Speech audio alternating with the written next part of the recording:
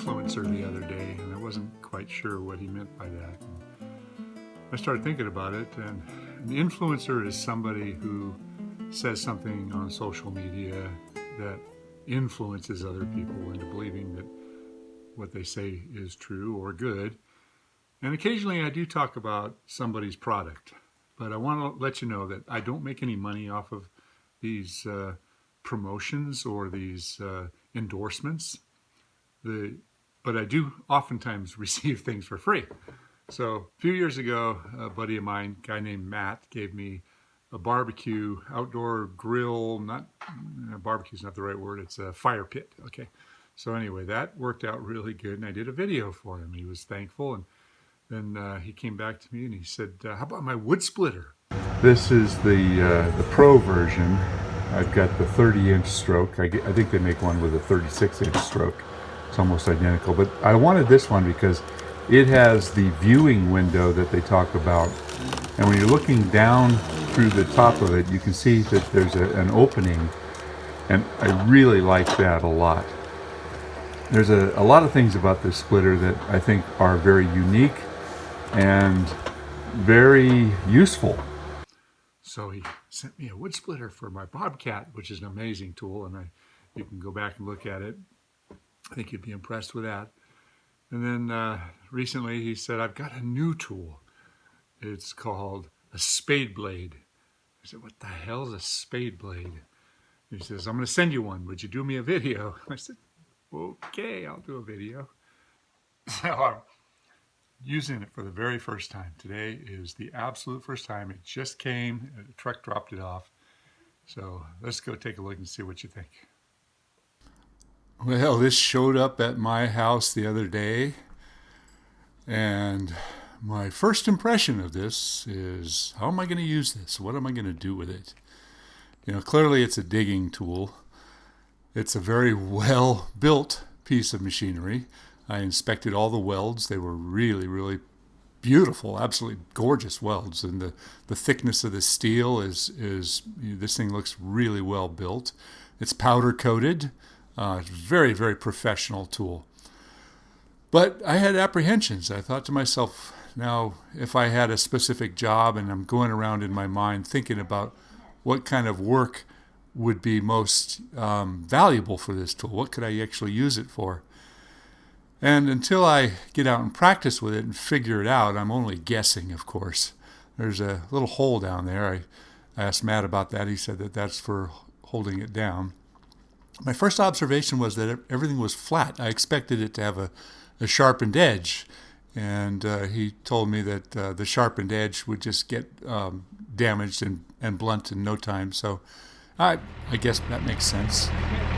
So my first bit of trial is an area that I was digging a big hole. At one time I wanted to build a pond out here, but I've kind of changed my mind because I hit solid rock.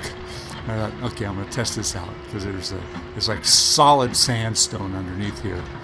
And the sandstone does break up, and it was breaking it. I was blown away. I mean, it was, I couldn't dig in like regular dirt, but I figured let's see what it can do in the absolute hardest of soils. And I was impressed. If I kept digging and digging in this spot, I think I would have gotten through. And Matt told me, he said, use it on digging out a stump. So I went to a big stump. It was a double trunk tree, and it was moving a little bit. And I thought, well, it's probably pretty rotten under the ground. This is an old madrone stump. And so I got in there and started digging, and it was working pretty good. I was impressed. The soil was pretty soft out here. This is out in the woods. What I wasn't sure of was with the open back on this, I thought, okay, how's it going to hold the soil, and what's it going to be like to dump the soil out of this shovel? And as it turns out, it wasn't hard at all. You could either flip the dirt out or you could raise it up and it just drops off the back. It does take a little bit of practice to figure out how to use it because it's so different than other tools. And with a little more practice, you can do a lot of interesting things here.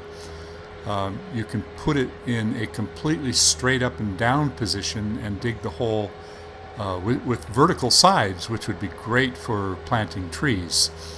You could also, use the back end of it to put it down in the hole and pull dirt out, from the edges here. Let's speed this up a little bit. I like these time-lapse things here that speed up. makes the job a little bit comical, but you can see clearly how the process goes. I wasn't really rushing. I was practicing, trying to learn how to use this tool, but being the very first hour, about an hour and a half, I think, that I worked on all the, I think I had the hang of it. But I was very surprised at this madrone stump. It was tough. It was really, really tough.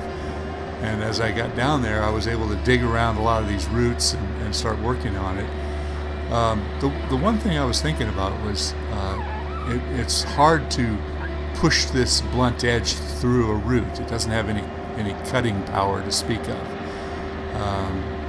Maybe that was intentional. I was thinking maybe if there was like some way of having, I don't know, bolt-on serrated edge or something. I was thinking the whole time I'm working with it, I'm thinking, what else can I do with it? How else could it be used? Maybe some of you guys are going to see this with a different perspective as well. I think there's going to be an aha moment. You're going to say, oh, that would be absolutely perfect for, X, Y, Z. I thought about, I dug a leach field a few years ago. This would have been perfect for it. I hired a backhoe to get in there and do it, and the backhoe did a great job, and he went down about 4 feet, but I think I could have done it with this without having to hire the backhoe and the backhoe operator. I guess it depends upon what kind of budget you're on, and I would have been nice to save the money. It was about $800 to hire the backhoe operator to dig that trench, and a little steep. But you can see I'm able to put the dirt up high, and I'm able to hold a lot of dirt in there. The size of the shovel, if you're thinking about a spade that you would use by hand, this probably holds about, maybe 10 times, the amount that you can shovel by hand. So from that perspective, it goes in quite readily, but the volume of dirt that you pull out is significant. It's, if you shake it around too much, you jerk around, all the dirt falls off. So there is, like I said, there is a learning curve to being careful. And you can see I was being a little bit careful not to drop the tracks in the hole, but I did have the front end that would have pushed me back out. So I got down in the hole to take a better look around, see what was holding me up, and there were some deep roots down on the far side. And from that perspective, you can see how big the stump is. From one side to the other, all the way across, it was over 5 feet, and then the narrow side was, still a solid 4 feet or more. So the back side of this was it was well seeded into the soil. I honestly thought that the roots would be rotten on this thing and I'd have it out of the ground by now. So this was not only a lesson in how solid a madrone is rooted in the ground, it was a lesson in perseverance for me to keep going at it. But you can see I'm way down in that hole. And this is only about an hour's worth of digging at the very most. And a lot of that time was actually getting out of there and looking at it close and seeing what's going on. It's getting a little bit looser. It's getting really close. I think if I had left the trunk a few feet higher, then the leverage I would have had on pushing it would have been so much better. Another lesson, if you're going to dig out a stump, leave the trunk high. You want something that you can pull on or push on. That would have made a big difference. So this is on a hillside, so it is a little bit uncomfortable to get over there. Okay, honest first impression.